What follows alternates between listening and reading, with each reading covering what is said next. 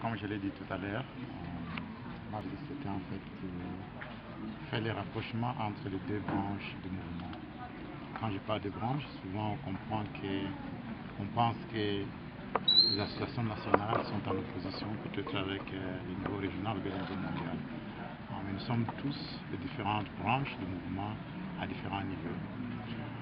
Nous revenons d'une conférence mondiale, la 40e en Slovénie, en août l'année passée, et nous avons pris beaucoup de décisions importantes sur le fonctionnement du scoutisme.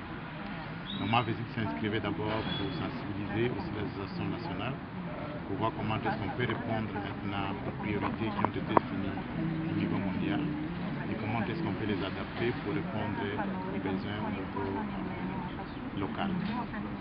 Mais ce n'est pas un secret, on sait aussi que le scoutisme malgache a pris un peu de retard. Donc ma visite s'inscrivait aussi dans le cadre d'essayer de comprendre qu'est-ce qui se passe réellement sur le terrain et de voir comment ensemble on peut trouver des pistes de solutions pour répondre aux besoins du scoutisme à Madagascar. Quels seraient les résultats immédiats ou bien à la peine de cette visite au Madagascar au niveau Afrique et au niveau international? Du coup, je dirais qu'on a des résultats immédiats. Les premiers résultats seraient la collaboration qui se voit déjà entre les différentes associations, qui montrent qu'avec un peu de tonus, on peut faire plus. Ça, c'est déjà un plus. Mais aussi l'ouverture et les promesses qu'on a reçues auprès des autorités et des agences des Nations Unies. J'ai fait le tour de toutes les trois associations. Le mercredi, oui. J'ai passé tout l'après-midi avec les teams. J'ai su voir leurs forces et leurs faiblesses, mais aussi comprendre un peu quelles propositions de développement des jeunesses on peut fournir maintenant pour la population malgache. La même chose avec les Kinadi. Avec les Kinadi, nous sommes allés jusqu'à Matassi. J'ai vu les centres de formation qui est là-bas. Et la première question que j'avais posée déjà à la commissaire générale, c'était de dire quelle est l'importance de ces centres de formation pour la population locale.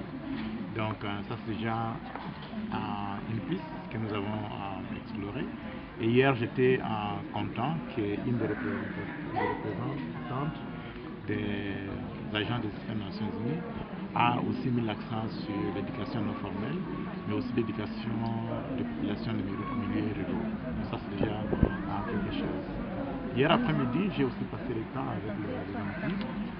Je suis très content de voir qu'ils ont déjà développé une sorte d'analyse, d'identification des besoins, mais aussi un plan stratégique sur lequel nous allons nous baser pour voir comment est-ce qu'on peut construire des pistes de solutions. Mais comme je disais tout à l'heure, il y a aussi le travail en commun qu'on doit faire. On va mettre en place une équipe technique qui va essayer de rassembler tous les points, les forces et les faiblesses et les opportunités identifiées pour voir comment est-ce qu'on peut répondre à cela. Et du coup, à la sortie de la réunion avec les représentants des agences des Nations Unies, j'ai appelé au téléphone mon équipe à Nairobi où ça dépend un peu des horaires. Je pense que la semaine prochaine ou plus tard, après une semaine, un expert du bureau sera ici pour travailler avec les collègues pour voir comment est-ce qu'on peut maintenant encadrer toutes les promesses et tout